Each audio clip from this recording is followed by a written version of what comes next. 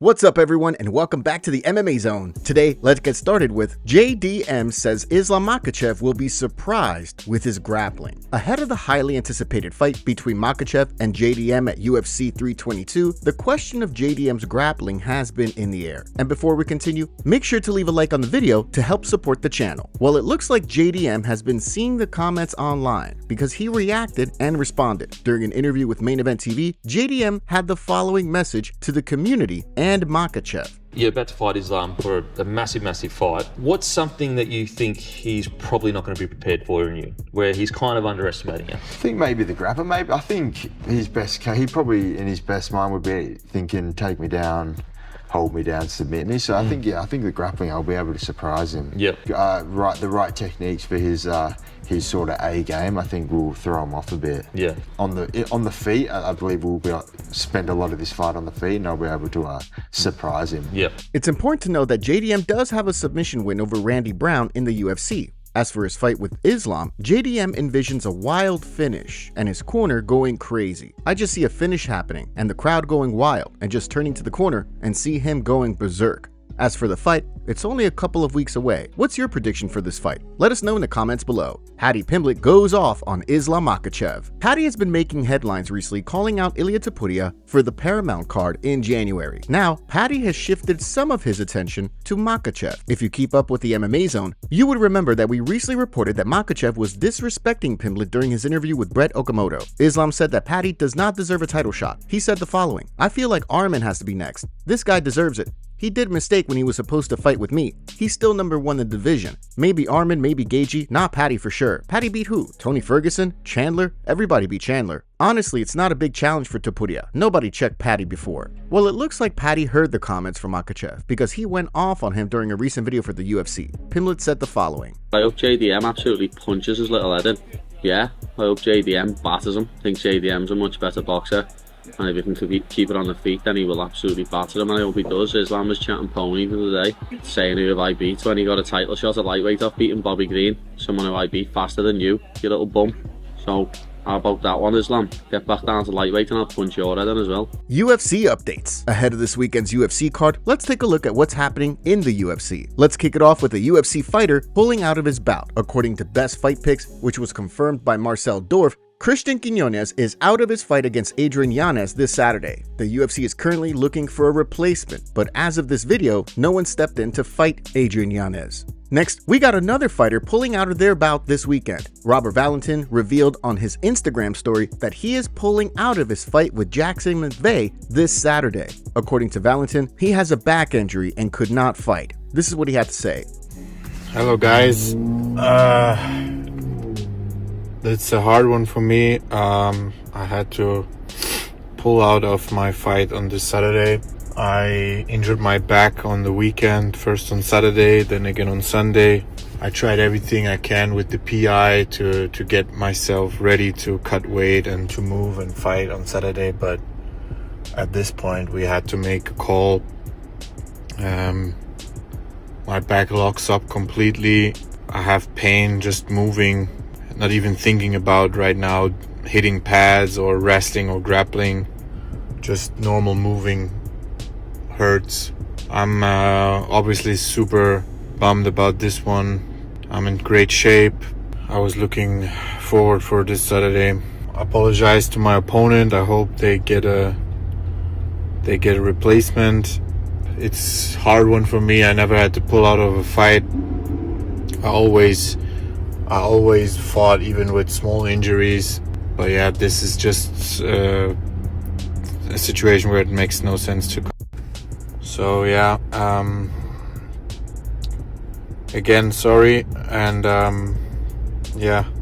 Let's move on to a bunch of UFC fighters being cast for the next Roadhouse movie. According to reports, they're making Roadhouse 2. and let's just say several UFC fighters are cast. As of right now, we have a list of Michael Chandler, Dustin Poirier, Michael Venom Page, and Stephen Wonderboy Thompson. As of right now, no word on when production of the movie will start. And lastly, we got Aljamain Sterling giving an update on his next UFC fight. During a recent appearance on Ariel Helwani show, Aljo revealed a timeline for his return. In the interview, he mentioned he wants to return sometime around February or March of next year. First, we've been talking all this time, haven't asked you about your own career per se. Any word on when you may return? Well, I just got these stem cells down in Mexico at Rejuvistem. So they just took care of me down there. I wanted to get it earlier so that I could try to fight in December, but then Merab had his fight in October. And I'm thinking, okay, I'll get it after the wedding and after his fight. And then he says I got another fight. I was like, okay, I got to just get this done at this point.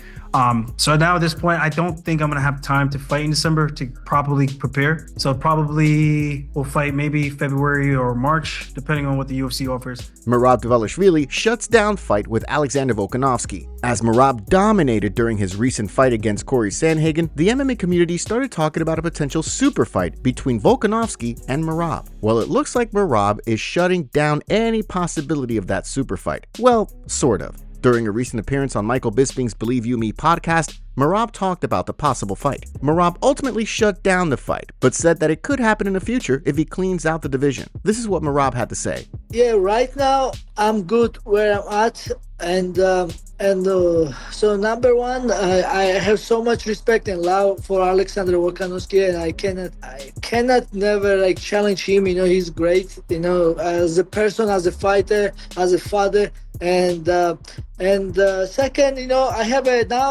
a tough opponent like Peter Yan, and after I'm sure UFC will have some opponent for me, and I want to focus for my weight class.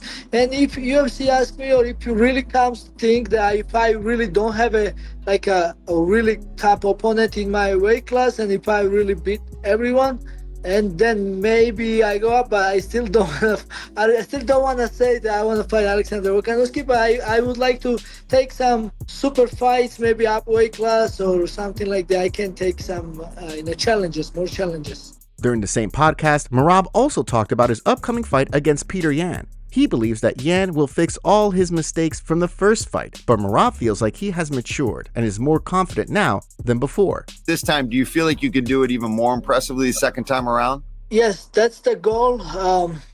First fight, I was nervous, stressful. It was like another pressure to fight against Peter Yan. And now I'm more mature. I think. But I don't want to be too. I'm comfortable now, but I don't want to be too comfortable because I'm sure Peter Yan will fix his mistakes, what he made in the first fight. The biggest mistake he don't respect me in the first fight. He was thinking I wasn't able to do anything against him. But that was biggest mistake. He don't respect me, and then whatever I was better at, I'm sure he will fix it, and I have to be even better version. If Merab beats Peter Yan at UFC 323, who is next for him? After defending the title 4 times in 1 year, we could see a quick turnaround in 2026. Nate Diaz accepts Jake Paul boxing call-out. Jake Paul versus Gervonta Davis was canceled yesterday over some serious allegations against Gervonta. A few replacement opponents were speculated, like Nate Diaz and Francis Ngannou, and Francis and Jake have already had a back and forth online over it. Well, it now looks like Nate Diaz has chimed in and accepted the call-out from Jake Paul. He posted a picture on IG showing a punch from their first fight with the caption writing, "Fight accepted, you're d-." Earlier in the morning, Jake Paul posted on Instagram and said that he respects Nate for accepting the fight, but it isn't meant to be. He wrote, "Nate Diaz is a G. It isn't meant to be, but respect or willing to step up on 2 weeks' notice. So many at the top of this sport with excuses." It looks like Jake doesn't think that a fight with Nate will bring as much hype as he wants for this event. But Nate posting that he accepted the fight publicly is him trying to force the fans to convince Jake that this is the fight to make. Do you want to see Jake Paul rematch Nate Diaz in boxing? Or should Jake continue to pursue the Francis Ngannou match instead? Speaking of Francis, Daniel Cormier sent a warning to Jake Paul over the Ngannou call-out. According to DC, Jake is not comparable to Anthony Joshua, and Francis will knock his head off this planet. Now, in the same sentiment, he also said that if Jake does actually fight Francis, he would give him nothing but credit, But regardless of how much money this fight could make, it's not a smart decision for Jake. Here's the clip. I don't care what Anthony Joshua did to Francis Ngannou. Jake Paul gets in there with Francis. Francis will knock his head off this planet. You don't want those Francis problems. If Jake Paul actually fights Francis Ngannou, I would do nothing but give him credit. But I can't imagine he would really do that. You play stupid games, you get stupid prizes. Stupid prize will be fighting Francis Ngannou. I don't care what money Jake Paul would make. He should not be fighting Francis Ngannou. Francis will put him out. Hey, Big Frank don't know how to play games. Big Frank don't know how to pull his punches. Big Frank gonna put you down, man. Stay away from Francis Ngannou if you ain't a guy like Anthony Joshua or Tyson Fury. New details on UFC betting scandal. More details are emerging from the UFC betting scandal. Isaac Delgarian's coach, Mark Montoya, confirmed on Ariel Helwani's show that the FBI is now investigating Isaac for his fight last weekend. Mark said he spoke to Isaac on Sunday and told him he's also released from his team at the Factor X gym as well. Mark also said that his prediction is that Isaac will never fight again, whether he's guilty or innocent. And when he was asked if he would be allowed to return to the gym if he's innocent, Mark said he would have to cross that bridge when it comes time to. His coach also clarified his involvement in the scandal, claiming that he's never even done sports betting in his life. He said that his gym and his integrity is being attacked and that he would never sell out one of his fighters. Here's the clip. My gym is being attacked, my integrity is being attacked, and I just want to first and foremost say we have nothing to do with any of these allegations that are being brought upon us.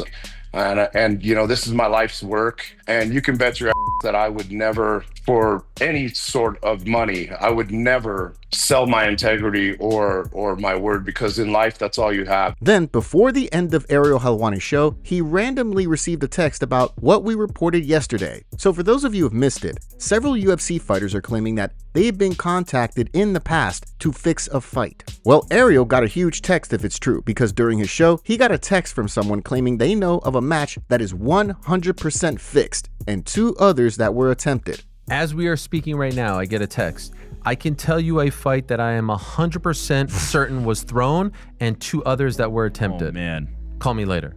If we start getting these specifics coming out, and you can go back in retrospect and watch them, it really does. It just brings the entire sport into question. Dana White breaks silence on UFC betting scandal.